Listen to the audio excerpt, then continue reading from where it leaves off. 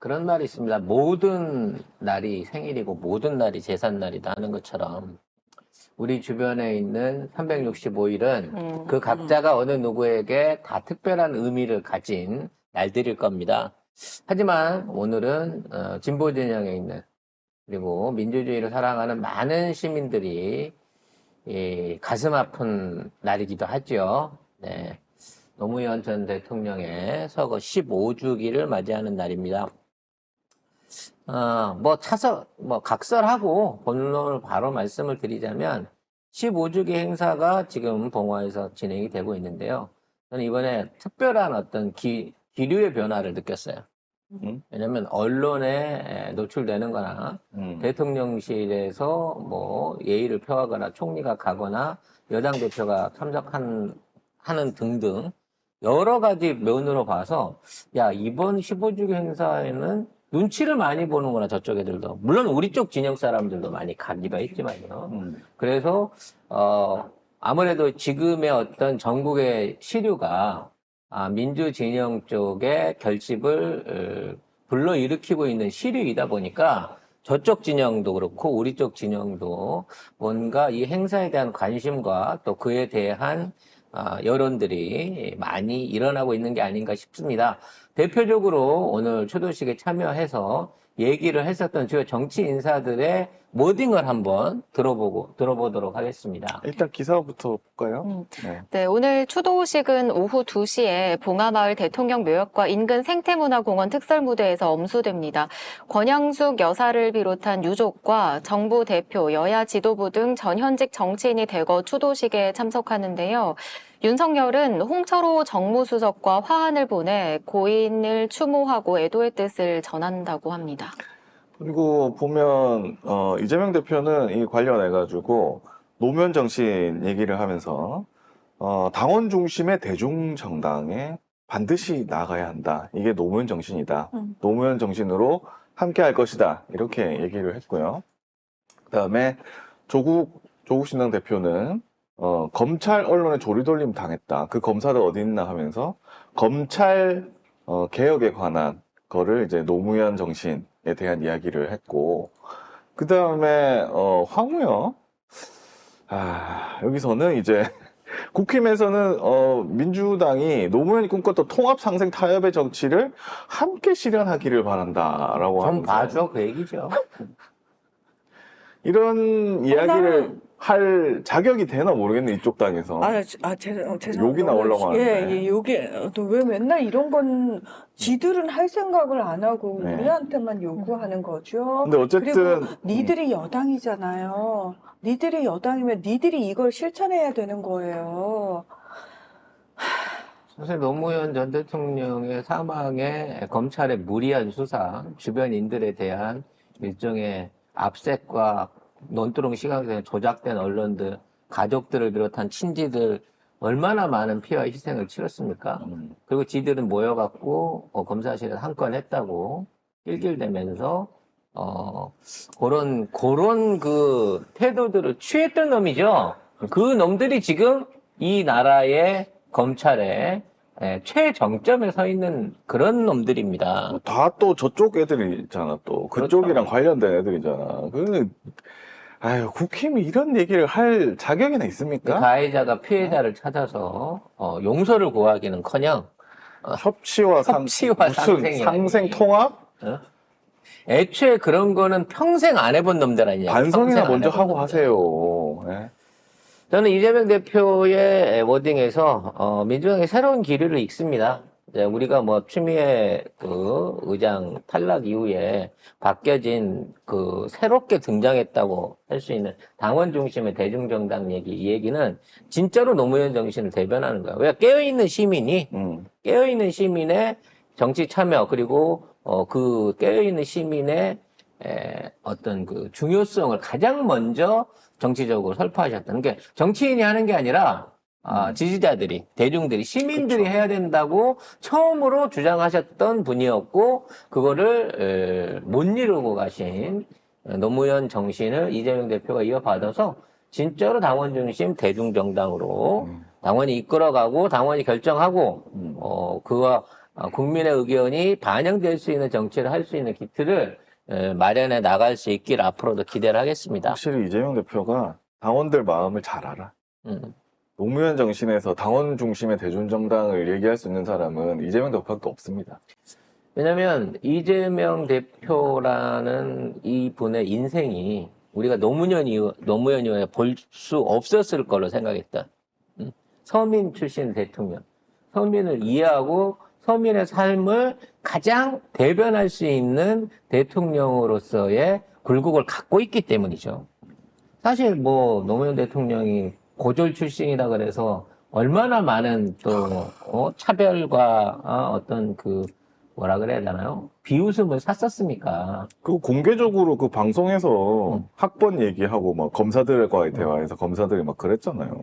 그런 그 학벌지상주의 내지는 이 천박한 그 엘리트주의하고 맞서 싸우신 분이 노무현 전 대통령이었는데 그럼에도 불구하고 그 시절에는 사실은 대중들도 인정을 잘 못 받았단 말이에요.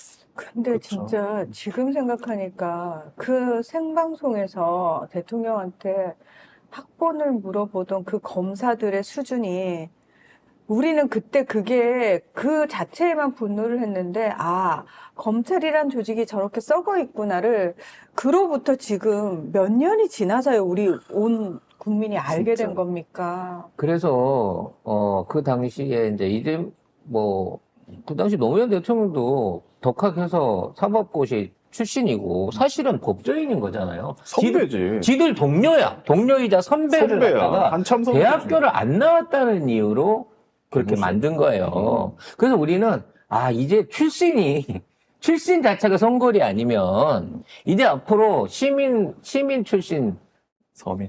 서민 출신의 대통령을 어떻게 가져보겠나 이런 환경 속에서 누가 정치하려고 하겠나 서민 출신이 그런 생각을 했는데 사실 노무현 대통령 훨씬 더 안 좋은 가정환경 훨씬 더 어려운 상황에서 정치를 시작하고 그보다도 훨씬 더 많은 핍박을 이겨내고 이 자리까지 올라온 이재명 대표를 우리가 지금 차기의 대권주자로 신뢰하고 밀고 있는 거잖아요. 진짜 생각해보면 진짜 말도 안 되는 얘기야. 지금보다도 훨씬 언론 환경도 안 좋고 뭐 검찰도 훨씬 안 좋았고 민주당 상황도 훨씬 안 좋았고 심지어 대통령 그 후보가 된 사람을 끌어내리려고 후단을 패가지고 정몽준 데려오고 막 마지막에 정몽준 또 뛰쳐나가고 그 짓을 했는데도 그런데 투표를 해서 이겼어.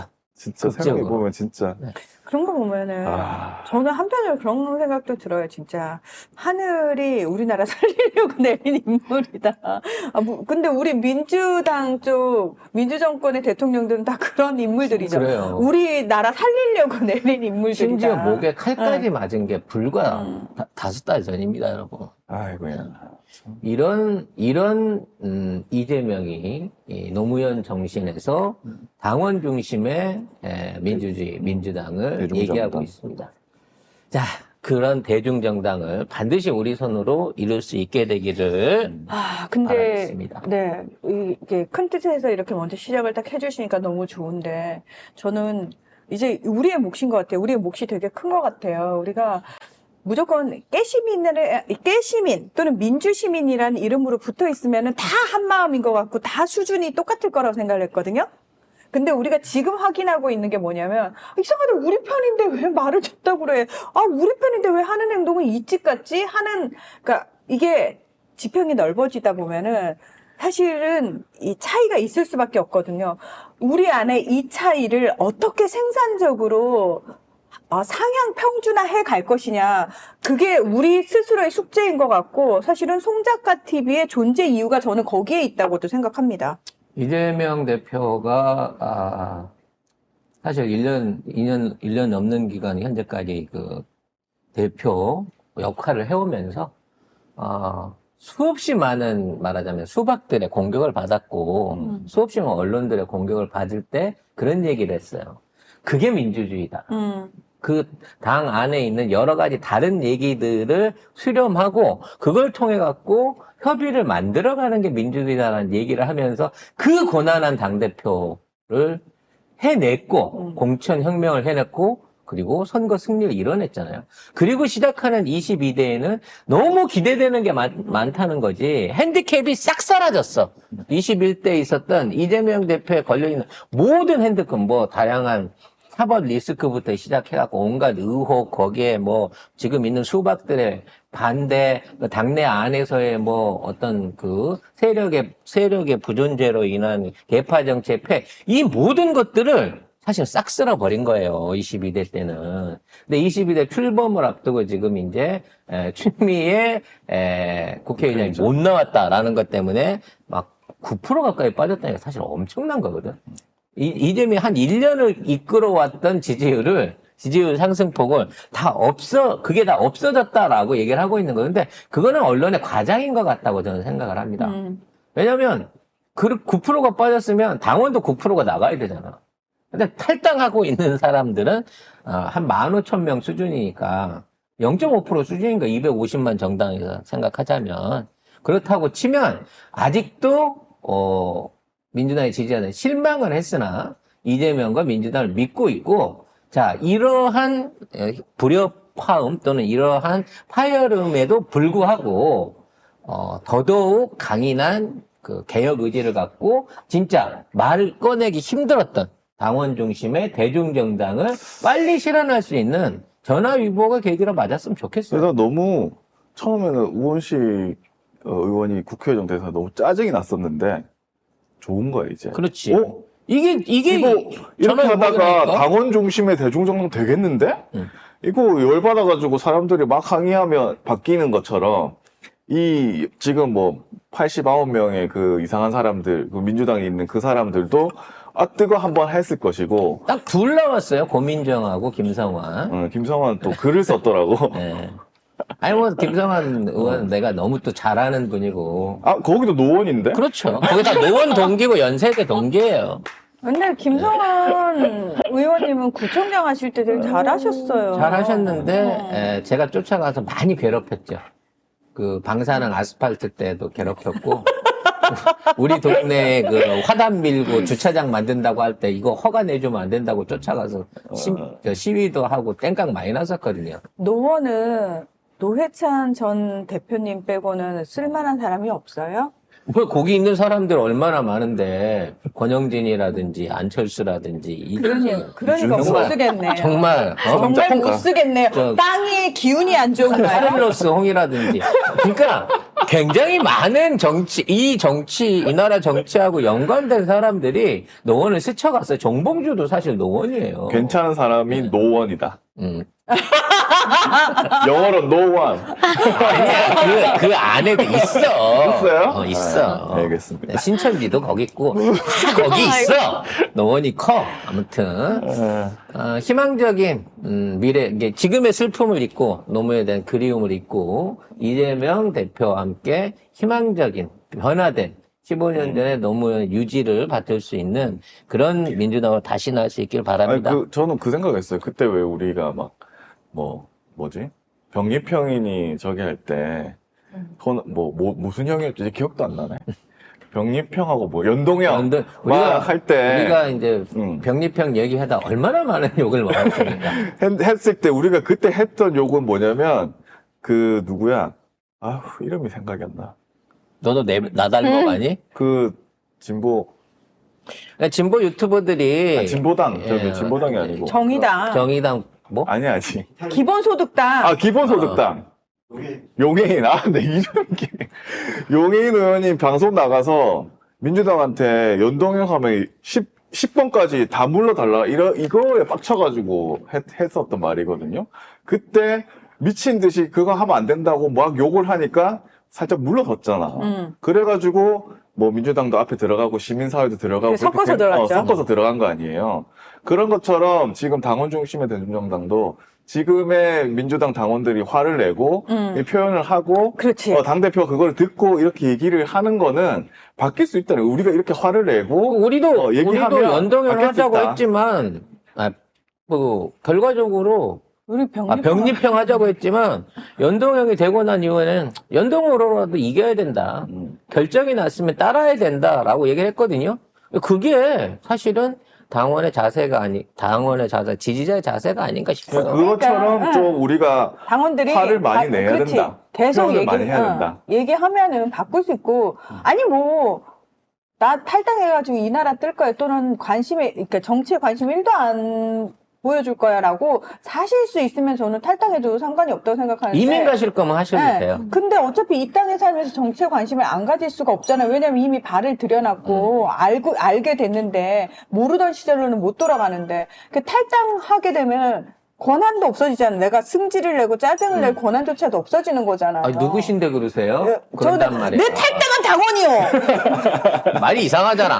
아니, 왜 그렇게 이재명 대표를 싫어하세요? 누구신데요? 나 국진 권리당원이야. 이 얘기랑 똑같은 거 아니에요? 그러니까. 아니 왜 탈당했다고 말도 못해? 탈당한 부분보다는 당원의 얘기를 저희가 먼저 들어야 되는 게 맞아서요. 이렇게 되는 거죠. 자, 아무튼 짧게 얘기하려고 했는데 또 길어졌습니다. 네. 아무튼 오늘 많은 의미를 되새기고 또 거기에 대한 진짜 말뿐이 아닌 제대로 된 후속 조치도 이루어지길 바랍니다. 사실은 원래 그 부산 지역 쪽에 있는 회원들하고 모아가지고 버스를 대절해가지고 봉화 가시려고. 봉화를 가려고 준비를 하고 있었어요. 오늘이요? 네, 오늘 가려고 준비를 하고 있었는데 방송은 어떻게 하시려고요? 네? 방송은 이제 여러분이 하시거나 현장에서 중계를 하는 이원 방송을 준비를 했었는데 혼자 또 계획하셨군요. 저희 처음 듣는 얘기라서. 예. 근데 이제 왜냐면 이게 부산 지역 쪽에서 그 제안을 해온 거예요.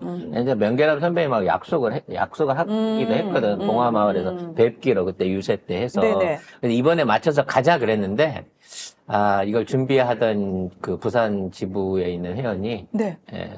선거에서 전패를 하고 나서 멘붕이 와가지고 네, 대전으로 이사를 지금 준비를 하고 있어가지고 그 실행에 못 옮겼습니다.